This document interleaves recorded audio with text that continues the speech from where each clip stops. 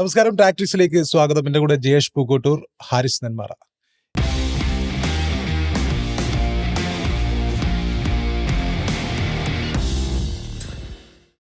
India South Africa T20 പരമ്പരയ്ക്ക് നാളെ തുടക്കമാവുകയാണ് കട്ടക്കിൽ. നമുക്കറിയാം, ടെസ്റ്റ് പരമ്പര സൗത്ത് ആഫ്രിക്ക 2-0 ഇന്ത്യയെ വൈറ്റ് വാഷ് ചെയ്തിരുന്നു. അതിനുശേഷം വിരാട് കോഹ്ലിയും രോഹിത് ശർമ്മയും തിരിച്ചെത്തിയ ആ ഒരു പ്രഭാവത്തിൽ ഇന്ത്യ 2-1 സൗത്ത് ആഫ്രിക്കയെ ഏകദിന പരമ്പരയിൽ തോൽപ്പിച്ചിരുന്നു. അപ്പോൾ ഈ T20 പരമ്പരയിലേക്ക് വരുമ്പോൾ എന്താണ് ഇന്ത്യയുടെ പ്രതീക്ഷകൾ, ജയേഷ്? തീർച്ചയായിട്ടും T20 മികച്ച റെക്കോർഡ് തന്നെയാണ് ഇന്ത്യക്കും ഗംഭീറിനും സൂര്യക്കും ഉള്ളത്. അപ്പൊ ആ ഒരു മികവ് വെച്ചുകൊണ്ട് തന്നെ സൗത്ത് ആഫ്രിക്കക്കെതിരെ ഒരു ബെറ്റർ പെർഫോമൻസ് നടത്തു തന്നെയാണ് പ്രതീക്ഷിക്കുന്നത്. മാത്രമല്ല, വലിയ പരീക്ഷണങ്ങൾക്ക് ഇനി ഇന്ത്യ മുതിരില്ല എന്നുള്ളതാണ്. കാരണം ലോകകപ്പിന് മുമ്പ് 2 പരമ്പരകളെ ഇന്ത്യക്കുള്ളൂ, 10 മത്സരങ്ങളെ ഇന്ത്യക്കുള്ളൂ. അതിൽ ഇപ്പോൾ ദക്ഷിണാഫ്രിക്കയ്ക്കെതിരെ നടക്കാൻ പോകുന്ന 5 മത്സരങ്ങൾ, അതിനുശേഷം ന്യൂസിലൻഡിനെതിരെ 5 മത്സരങ്ങൾ. ആ 10 മത്സരങ്ങളെ വേൾഡ് കപ്പിന് മുമ്പ് ഇന്ത്യക്കുള്ളൂ. അതിലിനി കൂടുതൽ പരീക്ഷണങ്ങൾ നടത്തി വലിയ വിമർശനങ്ങൾക്കും ഒപ്പം തന്നെ പരീക്ഷണങ്ങൾ നടത്തി അത് പാളിപ്പോവാനുള്ള ശ്രമത്തിലേക്ക് എന്തായാലും ഗംഭീർ മുതിരില്ല എന്നുള്ളത് ഉറപ്പാണ്. ഉറപ്പായിട്ടും. കാരണം പ്രത്യേകിച്ച് ഇത്രയധികം വിമർശനങ്ങൾ വന്നു. ടെസ്റ്റിലെ ഒരു വലിയ തോൽവി നാണക്കേടായിട്ട് വന്നു. പിന്നെയും പിടിച്ചു നിൽക്കുന്നപ്പോ ഏകദിനത്തിലെ 2-1 പരമ്പര വിജയത്തിലാണ് അല്പമെങ്കിലും ഒരു ആശ്വാസം എന്ന് പറയുന്നത്. മാത്രമല്ല, ഇനിയിപ്പോ നേരത്തെ പറഞ്ഞപ്പോൾ തന്നെ പരീക്ഷണങ്ങൾക്ക് സമയമില്ല എന്നുള്ള 10 മത്സരങ്ങളെ ഉള്ളൂ ഇന്ത്യക്ക് മുന്നിൽ. അപ്പൊ അതുകൊണ്ട് തന്നെ ഇപ്പോ നോക്കുകയാണെങ്കിൽ ഇപ്പോ ഇഞ്ചുറിയൊക്കെ മാറി ശുഭ്മാൻ ഗിൽ വന്നു. അവസാനം നമ്മൾ കളിച്ചത് ഓസ്ട്രേലിയയിലായിരുന്നു. ഇഞ്ചുറി മാറി ഇപ്പോൾ ശുഭ്മാൻ ഗിൽ തിരിച്ചു വന്നിരിക്കുന്നു. സ്വാഭാവികമായിട്ടും ശുഭ്മാൻ ഗിൽ, അഭിഷേക് തന്നെയായിരിക്കും ഇന്നിങ്സ് ഓപ്പൺ ചെയ്യാനുണ്ടാവുക. സൂര്യകുമാർ 1 ഡൗൺ ആയെത്തും. 4-ാം നമ്പറിലായിരിക്കും സഞ്ജു ഉണ്ടാവുക. പിന്നീട് തിലക്. ആ രീതിയിലായിരിക്കും ഇന്ത്യയുടെ ഒരു ബാറ്റിംഗ് ഓർഡർ എന്ന് പറയുന്നത്. സഞ്ജു എന്തായാലും ഓപ്പണിംഗ് സ്ലോട്ടിൽ നിന്ന് മാറും എന്നുള്ള കാര്യത്തിൽ തർക്കമില്ല. ഓസ്ട്രേലിയക്കെതിരെ അവസാന മത്സരങ്ങളിൽ പരീക്ഷിച്ചിരുന്നത് ജിതേഷിനെ ആയിരുന്നു. ആ ജിതേഷിനെ തിരിച്ച് കൊണ്ടുവരുമോ എന്നുള്ള സാധനം, സഞ്ജുവിനെ മാറ്റി ജിതേഷിനെ വിക്കറ്റ് കീപ്പർ ആകുന്നുള്ള, കാരണം ഫിനിഷിംഗ് ആണ് ആ സമയം നോക്കുന്നത്. ആ ഒരു സംഭവത്തിൽ നോക്കുമ്പോൾ സഞ്ജുവിനേക്കാൾ ബെറ്റർ പെർഫോമൻസ് ഉള്ളത് ജിതേഷിനാണ്. അതുകൊണ്ട് ജിതേഷിനെ അവിടെ പരീക്ഷിക്കുമോ എന്നുള്ളൊരു കാര്യമായിരിക്കും കുറച്ചുകൂടി ഒരു മലയാളി പ്രേക്ഷകർ എന്നുള്ള രീതിയിൽ കൂടി നമ്മൾ നോക്കുക എന്നുള്ളത്. പക്ഷെ സഞ്ജുവിന് തന്നെയായിരിക്കും സാധ്യതയുള്ളത്. പ്രത്യേകിച്ച് ഇപ്പോൾ എല്ലാ താരങ്ങളും, ക്യാപ്റ്റൻ സൂര്യകുമാർ ഉൾപ്പെടെയുള്ള എല്ലാ താരങ്ങളും സയ്യിദ് മുഷ്താഖ് അലി ട്രോഫി കഴിഞ്ഞ് നേരെ അങ്ങ് വരികയാണ്. അതിൽ തന്നെ സഞ്ജു ഗംഭീര പെർഫോമൻസ് ആണ് നടത്തിയിട്ടുള്ളത്. ഇപ്പോൾ ഒരു 70+ ഉണ്ട്, 250 അദ്ദേഹം നേടിയിട്ടുണ്ട്, 40 നേടിയിട്ടുണ്ട്. അത്തരത്തിൽ ഒരു മത്സരം വെച്ച് ബാക്കി എല്ലാ മത്സരത്തിലും നല്ല രീതിയിൽ തന്നെയാണ് സഞ്ജു കളിച്ചിട്ടുള്ളത്. അവസാനം കേരളം പരാജയപ്പെട്ട മത്സരത്തിൽ പോലും സഞ്ജു ഗംഭീരമായിട്ട് കളിച്ചു എന്നുള്ളതും പ്രത്യേകതയാണ്. മാത്രമല്ല, ജിതേഷ് കുറച്ച് മോശം ഫോം ആയിരുന്നു. ഒരു 40 മാത്രമാണ് ജിതേഷിനെ എടുത്തു പറയാനുള്ളത് ബറോഡയ്ക്ക് വേണ്ടി കളിച്ച്. അപ്പോൾ അത്തരത്തിൽ ഉള്ളൊരു രീതിയിൽ തന്നെയായിരിക്കും കാര്യങ്ങൾ പോകുക. മാത്രമല്ല, ഒരു T20 വരുമ്പോൾ ഇന്ത്യ കുറെ കൂടി ഡോമിനൻസ് കാണിക്കും എന്നുള്ളത് തന്നെ മനസ്സിലാക്കുന്നത്. അപ്പോൾ പോലും അതിഗംഭീരമായ ഓൾറൗണ്ടർമാരാണ് ദക്ഷിണാഫ്രിക്കയുടെ കരുത്ത്. നേരത്തെ നമ്മൾ വൺഡേയിലൊക്കെ കണ്ട പോലെയുള്ള പെർഫോമൻസ് ഇപ്പോൾ ഡെവാൾ ബ്രവിസിനെ പോലെയുള്ള ഉഗ്രൻ താരങ്ങൾ അവർക്കുണ്ട്. നന്നായിട്ട് പന്തെറിയുന്ന യാൻസൺ, നന്നായിട്ട് ബാറ്റ് ചെയ്യുന്ന യാൻസൺ, കോബിൻ ബുഷ് അടക്കമുള്ള ഒരുപാട് നല്ല താരങ്ങൾ ദക്ഷിണാഫ്രിക്കയ്ക്കുണ്ട്. അപ്പോൾ അതും ഒരു വെല്ലുവിളി ആയിരിക്കും. എന്നാൽ പോലും T20 ഇന്ത്യ അപ്രമാദിത്വം നിലനിർത്തും തന്നെയാണ് ഞാൻ മനസ്സിലാക്കുന്നത്. T20 വരുമ്പോൾ ആരിസ്, സഞ്ജുവിന്റെ പൊസിഷൻ വളരെ പ്രധാനമാണ്. ഇപ്പം ജയേഷ് പറഞ്ഞ പ്രകാരം ജിതേഷിനേക്കാൾ സഞ്ജുവിനെ പ്രിഫർ ചെയ്യാനാണ് സാധ്യത എന്ന് പറഞ്ഞു. പക്ഷേ ജിതേഷിന്റെ പ്രശ്നം എന്ന് വെച്ചാൽ ഈ എമർജിംഗ് കപ്പിലെ അദ്ദേഹത്തിന്റെ ഒരു ഡിസിഷനൊക്കെ ഭയങ്കര, പിന്നെ എന്താ പറയാ, ഒരുപാട് ബാക്ക് ഫയർ ചെയ്തൊരു സമയം ഉണ്ടായിരുന്നു. അപ്പൊ ജിതേഷിനേക്കാൾ സഞ്ജുവിനെ ഗംഭീർ പ്രിഫർ ചെയ്യാൻ സാധ്യതയുണ്ടോ? എന്താണ് ആ ഒരു സ്ലോട്ടിന്റെ പ്രത്യേകത? എനിക്ക് തോന്നുന്നില്ല. നേരത്തെ ജയചേട്ടൻ പറഞ്ഞു പിന്നെ പരീക്ഷണങ്ങൾക്കൊന്നും മുതിരാൻ സാധ്യതയില്ല എന്നുള്ളതാണ്. പക്ഷേ ഏറ്റവും വലിയ പരീക്ഷണം പിന്നെ സഞ്ജു തന്നെയാണ് എന്നുള്ളതാണ് നമ്മുടെ മുമ്പിലുള്ള ഏറ്റവും വലിയ റിയാലിറ്റി. എന്ന് പറഞ്ഞാൽ മുഷ്താഖ് അലി ട്രോഫിയിൽ സഞ്ജു ടോപ്പ് ഓർഡറിൽ തന്നെയാണ് എല്ലാ കളിയിലും ബാറ്റ് ചെയ്തിട്ടുള്ളത്. എന്ന് പറഞ്ഞാൽ അതൊരു സൂചനയാണ്, ഗംഭീറിന് കൊടുക്കുന്ന സൂചനയാണത്. അതിലൊക്കെ അദ്ദേഹം ഡെലിവറി ചെയ്തിട്ടുണ്ട് എന്നുള്ളതാണ്. 50 മുകളിൽ അദ്ദേഹത്തിന് ആവറേജ് ഉണ്ട്, 230 മുകളിൽ അദ്ദേഹം മുഷ്താഖ് അലിയിൽ സ്കോർ ചെയ്തിട്ടുണ്ട്. മുംബൈക്കെതിരായിരുന്നു കേരളത്തിൻ്റെ ഏറ്റവും വലിയ വിജയങ്ങളിലൊന്ന്. അതിൽ അദ്ദേഹത്തിൻ്റെ ക്യാപ്റ്റൻസിയും അദ്ദേഹത്തിൻ്റെ ബാറ്റിങ്ങും ഒക്കെ നമ്മൾ നേരിട്ട് കണ്ടതാണ്. അദ്ദേഹത്തെ ഇനിയും നമ്മൾ പിന്നെ ലോവർ ഓർഡറിലേക്ക് ഇറക്കാൻ പോവുകയാണ്. പിന്നെ എനിക്ക് തോന്നുന്നു പിന്നെ ഇന്ത്യക്ക് നേരത്തെ പറഞ്ഞതുപോലെയുള്ളൊരു ഡൊമിനൻസ് കഴിഞ്ഞ ലോകകപ്പിന് ശേഷം ഉണ്ട് എന്നുള്ളത് റിയാലിറ്റിയാണ്. എന്നിരിക്കെ തന്നെ ഏഷ്യ കപ്പ് മുതൽ നമ്മളൊരു സ്ട്രഗിൾ കാണുന്നുണ്ട് ഈ ടീമിൽ എന്നുള്ളതാണ്. നമ്മൾ ഏഷ്യ കപ്പിൽ എല്ലാ മത്സരവും ജയിച്ചിട്ടുണ്ടെങ്കിൽ പോലും അതെ അതെ തീർച്ചയായും സ്ലോട്ടിലാണ് എല്ലാ പ്രശ്നങ്ങളും വരുന്നത് എന്നുള്ളതാണ്. പ്ലെയർ മാറ്റി കഴിഞ്ഞ് കഴിഞ്ഞാൽ സകല പ്രശ്നങ്ങളും മാറുന്നു. മാത്രമല്ല, വളരെ ഫ്രീ ആയിട്ട് എല്ലാവർക്കും കളിക്കുകയും ചെയ്യാം. ഇനി നോക്ക്, പിന്നെ നമ്മൾ ഈ T20 പിന്നെ ടീമിനെ പ്രഖ്യാപിക്കാൻ വൈകിയതിന് പിന്നിൽ പോലും ഗില്ല് ഫിറ്റാണോ അല്ലയോ എന്നറിയാൻ വേണ്ടിയിട്ട് ക്ലിയറൻസ് കിട്ടണമായിരുന്നു. അതെ. അപ്പോ അങ്ങനെ അടക്കം ഒരു മനുഷ്യനെ നമ്മളിങ്ങനെ പരിഗണിച്ചുകൊണ്ടിരിക്കുന്ന സമയത്ത് അദ്ദേഹത്തിന്റെ സമീപകാല പ്രകടനങ്ങൾ നമ്മൾ നോക്കുക. ഏഷ്യ കപ്പിൽ അദ്ദേഹം എന്ത് സ്കോർ ചെയ്തിട്ടുണ്ട് എന്ന് നോക്കുക. 4 or 5 തവണ മാത്രം അവസരം കിട്ടിയ സഞ്ജു എങ്ങനെ ഡെലിവർ ചെയ്തിട്ടുണ്ട് എന്ന് നോക്കുക. ഇതൊക്കെ നമ്മൾ ആവർത്തിച്ച് പറഞ്ഞുകൊണ്ടിരിക്കണം, നമ്മൾ പറഞ്ഞുകൊണ്ടേയിരിക്കും എന്നുള്ളതാണ്. കാരണം അടുത്ത ലോകകപ്പിന് മുമ്പ് ശരിക്കും കിവീസിനെതിരെയാണല്ലോ ഇനി ഒരു പരമ്പരയുള്ളത്. ഫെബ്രുവരിയിലാണ് ലോകകപ്പ് വരാനിരിക്കുന്നത്. ജനുവരിയിലാണ് കിവീസിനെതിരെയുള്ള T20 പരമ്പര. അവിടെ ഇന്ത്യ ഒരു പരീക്ഷണത്തിന് മുതിരില്ല. ലോകകപ്പിന് പോകുന്ന 11 കിവീസിനെതിരായ പരമ്പരയ്ക്കും. അപ്പോൾ അതായത് അതിനു മുമ്പ് ഒരൊറ്റ അവസാന പരമ്പരയാണുള്ളത്. അപ്പോൾ ഈ പരമ്പരയിൽ സഞ്ജുവിനെ അവിടെ കളിപ്പിക്കും എന്നുള്ളിടത്ത് ലോകകപ്പിൽ സഞ്ജുവിനെ അവിടെ കളിപ്പിക്കും എന്നുള്ളതൊരു ഉത്തരം നമുക്ക് കിട്ടും. അതെന്തായാലും ഗില്ലിനെ മാറ്റിയിട്ട് ആ സ്ലോട്ടിൽ പരീക്ഷിക്കില്ല എന്നുള്ളതാണ്. പിന്നെ ജിതേഷ് ശർമ്മയിൽ ഇവർ വിശ്വാസം കൊടുക്കാൻ തീരുമാനിച്ചാൽ, കാരണം റിങ്കു സിംഗ് ഇല്ലാത്തൊരു പരമ്പരയാണ്, അപ്പോൾ നമുക്കൊരു ഫിനിഷർ റോളിൽ ഒരാൾ വേണം. ഹാർദിക് പാണ്ഡ്യ തിരിച്ചു വരുന്നുണ്ട് എങ്കിൽ പോലും അദ്ദേഹം ഒരു ഓൾറൗണ്ടർ ഓപ്ഷനായിട്ടാണ് നമ്മൾ അദ്ദേഹത്തെ പരിഗണിക്കുന്നത്.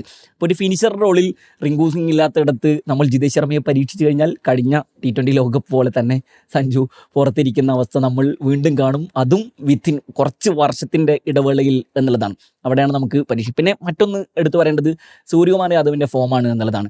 നമ്മൾ പരമ്പരകൾ ജയിക്കുന്നുണ്ടെങ്കിലും പരമ്പരകളൊന്നും പരാജയപ്പെടുന്നില്ല എന്നുണ്ടെങ്കിലും നിരന്തരമായി കളികൾ ജയിക്കുന്നുണ്ട് എന്നുണ്ടെങ്കിൽ പോലും സൂര്യകുമാർ യാദവ് ഈ പരമ്പരകളിലൊക്കെ ഫോം ഔട്ടാണ്. ബിഗ് ടൂർണമെൻറ്റുകളിലൊക്കെ അദ്ദേഹം ഫോം ഔട്ടാണ്. അതിൽ പല കാരണങ്ങൾ നമുക്ക് പറയാൻ സാധിക്കും. അദ്ദേഹത്തിൻ്റെ പ്രോപ്പർ പൊസിഷൻ അദ്ദേഹം തിലകവർമ്മയ്ക്ക് വെച്ച് മാറിയതടക്കമുള്ള കാരണങ്ങൾ നമ്മൾ പറയാറുണ്ടായിരുന്നു. പക്ഷേ അദ്ദേഹത്തിൻ്റെ ഫോം പിന്നെ വലിയ ആശങ്ക തന്നെയാണ് എന്നുള്ളതാണ്.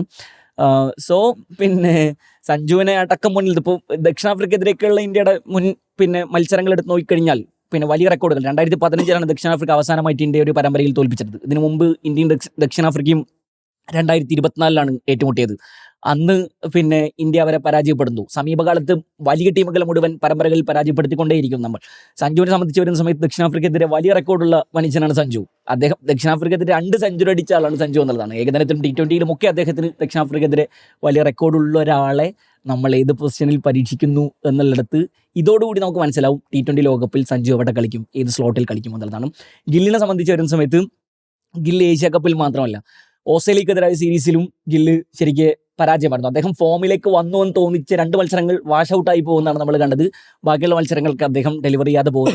സഞ്ജുവിനെ ഒറ്റത്തവണയാണ് പരീക്ഷിച്ചത്. ഇപ്പോൾ ജിതേഷ് ശർമ്മയും സഞ്ജുവിനെയും മാറ്റി പരീക്ഷിക്കാൻ തന്നെയായിരിക്കും ഈ സീരീസിൽ പിന്നെ ഗംഭീർ മുതിരാൻ പോകുന്നത് എന്ന് എനിക്ക് തോന്നുന്നു. പിന്നെ അപ്പോൾ ഒറ്റ കളിയിൽ സഞ്ജു ഫോം ഔട്ട് ആയി കഴിഞ്ഞാൽ പിന്നെ ഓസ്ട്രേലിയൻ സീരീസിൽ കണ്ടതുപോലെ മുഴുവൻ മത്സരങ്ങളിലും പുറത്തിരിക്കേണ്ടി വരുമോ ഇല്ലയോ എന്നുകൂടി നമുക്ക് നോക്കാൻ വേണം. ഇപ്പോൾ നമ്മൾ ഈ ടീം പ്രഖ്യാപിച്ചത് പറഞ്ഞു. ടീം പ്രഖ്യാപിച്ചപ്പോൾ തന്നെ ഇദ്ദേഹത്തിന്റെ പരിക്ക് മാറാൻ വേണ്ടിയിട്ടായിരുന്നു ഇത്രയും കാത്തുന്നത്. പക്ഷേ എനിക്ക് തോന്നുന്നത് സമീപ ഭാവിയിൽ തന്നെ ഇപ്പൊ സൂര്യകുമാറിന് 35+ ഏജ് ആയെന്ന് തോന്നുന്നു. അപ്പോൾ അടുത്ത T20 ലോകകപ്പിന് ശേഷം സൂര്യകുമാർ യാദവിന് പിന്നീട് ഇന്ത്യൻ ടീമിലേക്ക് ഉണ്ടാകാനുള്ള സാധ്യതയില്ല. അപ്പം തീർച്ചയായിട്ടും ഒരു ക്യാപ്റ്റൻ ആവശ്യമുണ്ട്.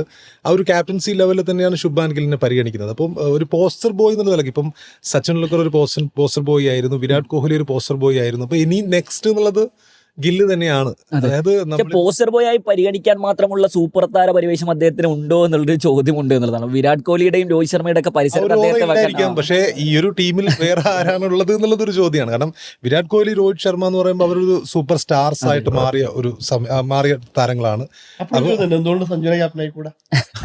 അദ്ദേഹത്തിന് ഫാൻസ് ഉണ്ട് രാജ്യത്തുടനീളം. പുറത്തും നല്ല ഈ നിലവിലിപ്പോൾ ഇന്ത്യൻ ടീമിൽ T20 ടീമിൽ കളിക്കുന്നതിൽ ഏറ്റവും ബെസ്റ്റ് ഫാൻ ബേസ് ഉള്ള താരമാരെന്ന് വെച്ച് കഴിഞ്ഞാൽ അത് സഞ്ജു. ഏത് വേദിയിൽ പോയാലും ക്യാപ്റ്റൻ എന്നുള്ള റെക്കോർഡുകളുണ്ട് അദ്ദേഹത്തിന്. അത് ശരിക്കും അഗാർക്കറിനോടും ഗംഭീറിനോടും ചോദിക്കേണ്ട ഒരു ചോദ്യമാണ്. ഈ അണ്ടർ-19 വേൾഡ് കപ്പ് കഴിഞ്ഞതിന് ശേഷം തന്നെ അത് സഞ്ജുവിന് അവസരം കിട്ടിയിട്ടുണ്ടെങ്കിലും സഞ്ജു 2014 അരങ്ങേറിയ മനുഷ്യനാണ്. പല കാലങ്ങളിലായി മഹേന്ദ്ര സിംഗ് ധോണി ക്യാപ്റ്റനായിരുന്ന സമയത്ത് അവഗണിക്കപ്പെട്ടു. അതുപോലെ പിന്നെ രാഹുൽ ദ്രാവിഡ് കോച്ചായിരുന്ന സമയത്ത് അവഗണിക്കപ്പെട്ടു. വിരാട് കോഹ്ലി ക്യാപ്റ്റനായിരുന്ന സമയത്ത് അവഗണിക്കപ്പെട്ടു.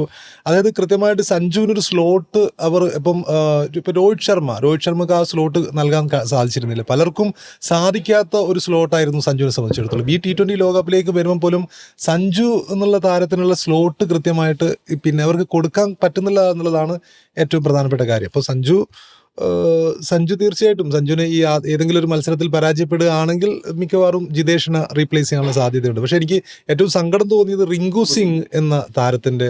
കാരണം റിങ്കു സിംഗ് എന്ന് പറയുമ്പോൾ പിന്നെ നമുക്കറിയാം ആ ഒരു IPL മികച്ച പ്രകടനം കാഴ്ചവെച്ച് 5 6 ഒരു ഓവറിൽ അടിച്ചുകൊണ്ട് വിജയിപ്പിച്ച ഒരു ന്യൂസിലൻഡ് സീരീസിൽ മടങ്ങി വരാനുള്ള സാധ്യത. പക്ഷേ കല്യാണം ഉൾപ്പെടെയുള്ള നടക്കുന്നതുകൊണ്ടാണ് സൗത്ത് ആഫ്രിക്കയ്ക്കെതിരായ പരമ്പരയിൽ നിന്ന് അദ്ദേഹത്തെ മാറ്റി നിർത്തിയത്. അദ്ദേഹം ന്യൂസിലൻഡിന്റെ പരമ്പരയിൽ തിരിച്ചു വരാനുള്ള പക്ഷേ സാധ്യതയുണ്ട്. അല്ല പക്ഷേ ഇങ്ങനെ ടീമിലിട്ട കുറേ സമയത്തൊന്നും അദ്ദേഹത്തിന് അവസരം കൊടുത്തില്ല. ഏഷ്യ കപ്പിൽ ഒറ്റ ബോളാ കിട്ടിയത്. ഒറ്റ ബോളാ കിട്ടിയത്. അതായത് ബൗണ്ടറി അടിച്ചു 400 strike rate ല്. ജയിപ്പിക്കുകയും ചെയ്തു. അല്ല ചില താരങ്ങൾ അങ്ങനെ സൈലന്റ് ആയിട്ട് ഒതുങ്ങിപ്പോകുന്ന കുറെ താരങ്ങളുണ്ട്. അതായത് ഇടയ്ക്ക് നമുക്ക് രവി ബിഷ്ണു എന്നുള്ള താരം അതെ, ഒരു സമയത്ത് നമ്പർ 1 T20 ബോളർ ആയിരുന്നു. എവിടെയാണ് ഇപ്പൊ അദ്ദേഹം?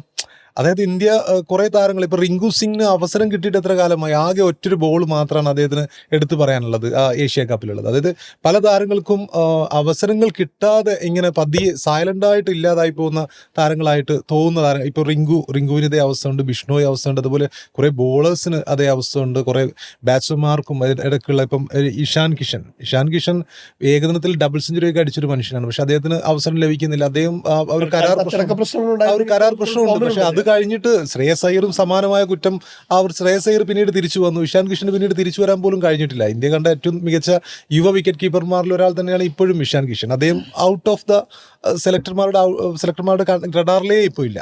അപ്പൊ അങ്ങനെ നോക്കുമ്പോൾ പല താരങ്ങളും ഈ ഒരു എറയിൽ, ഈ T20 എറയിൽ അല്ലെങ്കിൽ ഈ ഒരു കാലത്ത് പതിയെ ഇല്ലാതായി പോകുന്ന ഒരു അവസ്ഥയുണ്ട്. പിന്നെ ഹാർദിക് പാണ്ഡ്യ തിരിച്ചെത്തുന്നു എന്നുള്ളതാണ് ഇന്ത്യയെ സംബന്ധിച്ചിടത്തോളം വലിയൊരു ബൂസ്റ്റ് അത് ആയിട്ട് വലിയൊരു ബൂസ്റ്റുള്ള കാര്യം തന്നെയാണ്. പ്രത്യേകിച്ച് ഹാർദിക് പാണ്ഡ്യ പോലൊരു മാച്ച് വിന്നറെയാണ് ഇന്ത്യ കുറെ നാളായിട്ട് മിസ് ചെയ്തുകൊണ്ടിരുന്നത്. ഒരു പേസ് ഓൾറൗണ്ടർ. ഇപ്പോ നിതീഷ് കുമാർ റെഡ്ഡിയൊക്കെ പരീക്ഷിച്ചെങ്കിൽ പോലും അദ്ദേഹം ഒന്നും ആ ഒരു നിലവാരത്തിലേക്ക് എത്തിയിട്ടില്ല ലിമിറ്റഡ് ഓവറിൽ. അപ്പോൾ ഹാർദിക്കിന്റെ ഒരു വരവ്, കാരണം അത്രയും ഭയങ്കര വിജയതൃഷ്ണയുള്ള ഒരു പ്ലെയർ തന്നെയാണ് ഹാർദിക്. ഭയങ്കരമായിട്ട് കഴിഞ്ഞ ഇന്ത്യ വിജയിച്ച വേൾഡ് കപ്പിൽ ഉൾപ്പെടെ നമ്മൾ കണ്ടാണ് അദ്ദേഹം ആ ഒരു രീതിയിൽ ഡെലിവർ ചെയ്യുന്ന ഒരു സാധനം. അവസാന ക്രൂഷ്യൽ ഓവർ അദ്ദേഹമാണ് അറിഞ്ഞത്. മാത്രമല്ല പലതരത്തിലും ഇപ്പോ IPL ഉൾപ്പെടെ പലതരത്തിലുള്ള അപമാനത്തിൽ നിന്നും ഉയർത്തു പൊങ്ങി വരുന്ന ഒരു ഹാർദിക്കിന്റെ ഒരു സംഭവം നമ്മൾ കണ്ടല്ലോ. ഹാർദിക്കിന്റെ ഒരു വലിയ ഗുണം ചെയ്യും. മാത്രമല്ല ആ ഒരു തരത്തിൽ പരിഗണിക്കുമ്പോൾ ബുംറ, അർഷ്ദീപ് പ്ലസ് ഹാർദിക്കും കൂടി ബോൾ ചെയ്യുകയാണെങ്കിൽ 4 to 12 ഓവർ അങ്ങനെ തന്നെ അങ്ങ് പൊക്കോളും. പിന്നെ ശിവൻ ദുബെ കളിക്കുകയായിരിക്കും. 2 സ്പിന്നർമാർക്കായിരിക്കും പിന്നീടുള്ള സാധ്യത.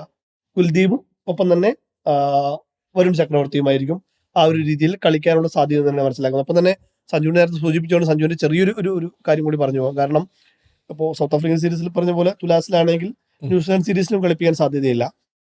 ഇന്ത്യ അവസാനം, അതായത് വേൾഡ് കപ്പിന് മുമ്പ് ഇന്ത്യ അവസാനം കളിക്കാൻ പോകുന്ന കളി തിരുവനന്തപുരം ഗ്രീൻഫീൽഡ് സ്റ്റേഡിയത്തിലാണ് ജനുവരി 31. അതിനുശേഷം ഇന്ത്യ നേരെ പോകുന്നത് വേൾഡ് കപ്പിലേക്കാണ്. സഞ്ജുവിനപ്പോ സ്വന്തം നാട്ടിൽ കളിക്കാനുള്ള ഒരു സാധ്യത കൂടി. കഴിഞ്ഞ തവണ തിരുവനന്തപുരത്ത് കളി വന്നപ്പോൾ നമുക്കറിയാം രവിശാസ്ത്രി അദ്ദേഹത്തിനെ കളിപ്പിച്ചിട്ടില്ല. വലിയ രീതിയിൽ കാണികൾ ബഹളം വെച്ചപ്പോൾ പോലും സഞ്ജുവിന് പറയേണ്ടി വന്നു, ഇന്ത്യക്ക് വേണ്ടി കൈയടിക്കൂ, എന്നെ വിടുമെന്നുള്ള രീതിയിൽ പറയേണ്ടി വന്നു. ഒരിക്കൽ കൂടി കാര്യവട്ടത്ത് കളി വരുമ്പോൾ T20 ടീമിൽ സ്ഥിരമായ സഞ്ജു അവിടെയെങ്കിലും കളിക്കുമോ എന്നുള്ളത്, അതും വേൾഡ് കപ്പിന് തൊട്ട് മുമ്പുള്ള മാച്ച് എന്നുള്ള നിലയ്ക്ക് ഏകദേശം ആ കളിക്കുന്ന ടീം തന്നെയായിരിക്കും വേൾഡ് കപ്പിലെ മത്സരങ്ങളും കളിക്കുക എന്നുള്ളത് കൊണ്ട് അവിടെയും സഞ്ജുവിന് ഒരു സാധ്യത കിട്ടിയിരുന്നെങ്കിൽ നല്ലായിരുന്നു തോന്നുന്നു അല്ലേ? തീർച്ചയായിട്ടും. ഇപ്പൊ നമ്മുടെ ബോളർമാരിലേക്ക് നോക്കുമ്പോൾ നേരത്തെ നമ്മൾ സൂചിപ്പിച്ച പോലെ തന്നെ അർഷ്ദീപും ബുംറ തിരിച്ചു വരുന്നു എന്നുള്ളത് തന്നെ വലിയ രീതിയിൽ, പ്രത്യേകിച്ച് വലിയ വിമർശനങ്ങൾ ഏകദിന പരമ്പരയിൽ നമ്മളെ ബോളർമാർ ഏറ്റുവാങ്ങിയിരുന്നു. അപ്പോൾ ആ ഒരു സാഹചര്യത്തിൽ എങ്ങനെയായിരിക്കും ഒരു ബോളിംഗ് യൂണിറ്റിനെ കാണാൻ പോകുന്നത്? ഇന്ത്യയില് ഇപ്പം ഈ വരുൺ ചക്രവർത്തിയും ബുംറയൊക്കെ തിരിച്ചു വരുന്നു എന്നുള്ളത് ഒരു വലിയ ശുഭസൂചനയാണ്. അപ്പം പ്രധാനമായിട്ട് ബുംറയുടെ തിരിച്ചു വരവ്, കാരണം ബുംറ ഇന്നുള്ളതിൽ വെച്ച് ലിമിറ്റഡ് ഓവറിലെ ഏറ്റവും മികച്ച ബോളറാണ്. ബുംറയുടെ തിരിച്ചു വരവ് ഒരു ബൂസ്റ്റ് ആണ്. അതുപോലെ തന്നെ വരുൺ ചക്രവർത്തി ആയിരിക്കും എനിക്ക് തോന്നുന്നത് ഈ ടൂർണമെന്റിലെ പിന്നെ എൻ്റെ ഒരു പ്രഡിക്ഷൻ പ്രകാരം ഏറ്റവും കൂടുതൽ വിക്കറ്റ് എടുക്കാൻ സാധ്യതയുള്ള ഒരു ബോളർ വരുൺ ചക്രവർത്തി ആയിരിക്കും. കാരണം ഇന്ത്യ കഴിഞ്ഞ സീരീസുകളിലൊന്നും അദ്ദേഹത്തെ അതേ മികച്ച രീതിയിൽ പന്തെറിഞ്ഞ സമയം ഉണ്ടായിരുന്നു. അപ്പോൾ വരുൺ ചക്രവർത്തി വരുന്നതും ബുംറ വരുന്നതൊക്കെ ഇന്ത്യക്ക് വലിയൊരു പോസിറ്റീവാണ്. ഹർഷദീപ് സിംഗിനെ നമ്മൾ പരീക്ഷിച്ചിട്ട് കുറെ കാലമായി. അദ്ദേഹം T20 സ്പെഷ്യലിസ്റ്റ് ബോളറാണെന്ന് പറഞ്ഞിട്ട് നമ്മൾ അദ്ദേഹത്തെ ഏകദിനത്തിൽ കൊണ്ടിട്ട് പരീക്ഷിക്കും. അവിടെ അദ്ദേഹം ഡെലിവറി ചെയ്യുന്നുണ്ട് എന്നുള്ളതാണ്. പക്ഷേ ഏഷ്യ കപ്പിൽ അദ്ദേഹത്തിന് അവസരം കൊടുത്തില്ല. അദ്ദേഹം വീഡിയോ പിടിച്ച് നടക്കുന്നതാണ് നമ്മൾ കണ്ടത്. ഇങ്ങനെ ഓസ്ട്രേലിയൻ സീരീസിൽ നമ്മൾ അദ്ദേഹത്തിന് അവസരം കൊടുത്തിട്ടില്ല. അതെ, കോഹ്ലിയായിട്ട്. അതെ, അപ്പോൾ ഹർഷദീപ് സിംഗിനെ നമ്മൾ നിർബന്ധമായിട്ടും അടുത്ത ലോകകപ്പിന് മുമ്പ് പിന്നെ ഒരു ബോളിംഗ് ഓപ്ഷനായി തന്നെ പരീക്ഷിച്ച് ടീമിലെ സ്ഥിര സാന്നിധ്യം ആക്കണം എന്നുള്ളത് റിയാലിറ്റി. പരിഗണിക്കുന്നില്ല എന്നുള്ളതാണ്. ഈ 5 മത്സരങ്ങളാണുള്ളത്. അപ്പൊ ഈ പ്രഡിക്ഷൻ ഹാരിസ് എന്ത് പറയുന്നു? പിന്നെ സൗത്ത് ആഫ്രിക്കയെ കൂടി പറഞ്ഞു പോകണം. അതെ, എനിക്ക് തോന്നുന്നു സൗത്ത് ആഫ്രിക്ക പിന്നെ ഏകദിനത്തിൽ അവരുടെ കുറെ താരങ്ങളുടെ അനുഭവ സമ്പത്തിനെ കുറിച്ച് നമ്മളിങ്ങനെ പറഞ്ഞാൽ പോലും, അനുഭവ സമ്പത്ത് ഇല്ലാത്തവരാണ് അന്ന് ഡെലിവറി ചെയ്ത് നമ്മൾ പറഞ്ഞാൽ പോലും, അതിലെ മിക്ക പ്രധാനപ്പെട്ട ബാറ്റർമാരൊക്കെ T20 പുലികളാണെന്നുള്ളതാണ്. പ്രത്യേകിച്ച് IPL Stubbs, Corbin Bosch, Brevis, പിന്നെ ബാക്കിയുള്ള പിന്നെ മില്ലർ തിരിച്ചെത്തുന്നുണ്ടല്ലേ? തിരിച്ചെത്തുന്നുണ്ട്. അങ്ങനെ തുടങ്ങിയിട്ട് വെട്ടിക്കെട്ട് ബാറ്റർമാരെ അതെ ബാറ്റും ചെയ്യും ബോളും ചെയ്യും. അതെ ഇപ്പൊ വെട്ടിക്കെട്ട് ബാറ്റർമാരെ കൊണ്ട് നിറഞ്ഞ ഒരു ഒരു ഒരു 11 അവരുടെ ഇത്. അതുകൊണ്ട് നമുക്കിപ്പോൾ ഏകദിന പരമ്പര സിമ്പിൾ ആയിരുന്നില്ല, പക്ഷേ നമുക്ക് സിമ്പിൾ ആയിരിക്കില്ല. കാരണം അവർക്ക് നമ്മൾ അവസാനമായിട്ട് അവരുമായിട്ട് ഏറ്റുമുട്ടിയത് 2023 ലോകകപ്പ് ഫൈനലാണ്. അന്ന് നമ്മൾ നാരോ വിക്ടറിയാണ്. അന്ന് ക്ലാസ്സിനൊക്കെ അവരുടെ ടീമിലുണ്ടായിരുന്നു എന്നുള്ളതാണ്. അവർ ഉറപ്പായിട്ടും പിന്നെ ക്യാപ്റ്റന്റെ ക്യാച്ച് തന്നെ, സൂര്യയുടെ ഒരു ക്യാച്ച് തന്നെയാണ് അതെ. നായകമായത് ബൗണ്ടറി ലൈനിൽ വെച്ച്. അതെ അപ്പോൾ എനിക്ക് ഒരിക്കലും ഇതിങ്ങനെ പ്രെഡിക്റ്റ് ചെയ്യാൻ പറ്റില്ല. ഇന്ത്യൻ മണ്ണിലാണ് എന്നുള്ളൊരു പിന്നെ മുൻതൂക്കം എന്നാലും മാത്രമാണ് ഇന്ത്യക്കുള്ളത് എന്നുള്ളതാണ്. 5 മത്സരങ്ങളുണ്ട്. ഏതെങ്കിലും ഒരു ഞാൻ സംഭവം പറയാം. 3-2 ഇന്ത്യ ജയിക്കും എന്ന് പ്രവചിക്കുന്നു. ജയേഷ് എന്ത് പറയുന്നു? ഒരു ടൈറ്റ് തന്നെ ആയിരിക്കും. ഒരു 3-2 ഇന്ത്യ. 3-2. MSK വ്യത്യസ്തനാവുന്നുണ്ടോ? ഞാനൊരു 2-2 പ്രഡിക്റ്റ് ചെയ്യുന്നു. ഒരു മത്സരം വാഷോട്ട് കിടക്കട്ടെ. വാഷോട്ടോ. വെറുതെ ഒരു പ്രവചനം. അപ്പോ പിന്നെ കട്ടക്കിലെ ഈ ഒരു മത്സരം ഇന്ത്യ പിന്നെ നാളെ വൈകിട്ടാണ് ഈ മത്സരം നടക്കുന്നത്. അതെ, വൈകിട്ട് രാത്രി 7 മണിക്കാണ് കട്ടക്കിൽ നടക്കാൻ പോകുന്നത്. തീർച്ചയായിട്ടും ഒരു വാശിയേറിയ ഒരു 5 വളരെ ആവേശകരമായ 5 മത്സരങ്ങൾ നമുക്ക് കിട്ടട്ടെ. കാരണം ടെസ്റ്റ് രണ്ടും വൺ സൈഡഡ് മാച്ച് ആയി പോയിരുന്നു. പക്ഷേ ഏകദിനത്തിലേക്ക് വന്നപ്പോൾ നല്ല ത്രില്ലിംഗ് മാച്ചുകൾ, ഇന്ത്യ പരാജയപ്പെട്ട മത്സരമാണെങ്കിൽ പോലും നല്ല ത്രില്ലിംഗ് ആയിരുന്നു. അപ്പോൾ അത്തരത്തിൽ T20 5 മത്സരങ്ങളും ഫാൻസിനെ തന്നിട്ടുള്ള നല്ല ത്രില്ലിംഗ് ആയിട്ടുള്ള മത്സരങ്ങൾ സാധ്യമാവാൻ കഴിയട്ടെ എന്നുള്ളത് തന്നെയാണ്. തീർച്ചയായും അങ്ങനെ ജയേഷ് പറഞ്ഞതുപോലെ വാശിയേറിയ മത്സരങ്ങളായിട്ട് തന്നെ മാറട്ടെ. ഈ T20 പരമ്പര എന്ന് പറയുമ്പം ടെസ്റ്റ് പരമ്പര അടിയറവ് വെച്ചു, ഏകദിന പരമ്പര ഇന്ത്യ നേടി. അപ്പോൾ ഈ ഒരു പരമ്പര എന്ന് പറയുമ്പോൾ 3ാമത്തെ ഫോർമാറ്റാണ്. ക്രിക്കറ്റിലെ 3ാമത്തെ ഫോർമാറ്റിൽ ആരായിരിക്കും മികച്ചവർ എന്ന രീതിയിൽ അത് തെളിയിക്കുന്ന ഒരു പരമ്പര കൂടിയാണ് ഈ മത്സരങ്ങൾ. ആദ്യ മത്സരം തൊട്ട് ആവേശകരമാവട്ടെ ഈ ഒരു പരമ്പര എന്ന് നമുക്ക് പ്രാർത്ഥിക്കാം. ടാക്ടിക്സ് ഇവിടെ അവസാനിക്കുന്നു.